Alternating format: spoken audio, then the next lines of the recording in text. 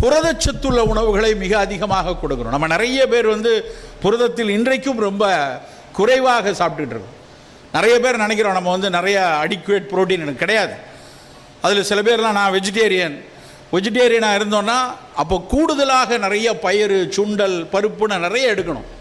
பல பேர் வெஜிடேரியன் சொல்லிட்டு வெறும் சோற்றேரியனாக தான் இருக்காங்க. சோறு தான் நிறைய இருக்கும், வெஜிடபிள் ரொம்ப கம்மி, பயிறு ரொம்ப கம்மி. வெஜிடேரியன் சொன்னால் நிறைய காய்கறி, தட்டில் முதலில் காய்கறிகளை பரிமாறணும். தட்டில் நல்லா அவரைக்காய், கீரை, வெண்டைக்காய், கூட்டு, சாலடு, சுண்டல், ஸ்ப்ரவுட் அப்படி வச்சுட்டு தொட்டுக்கிறதுக்கு சோறு வச்சுக்கோங்க. சோத்துக்கு தொட்டுக்கிட காய் இல்லை, காய்க்கும் சுண்டலுக்கும் தொட்டுக்கொள்ள தான் சோறு இருக்க வேண்டும். இது ரொம்ப முதல் விஷயம், குழந்தை பருவத்திலிருந்தே நாம் எடுத்துக்கொள்ள வேண்டிய விஷயம் முதல்ல.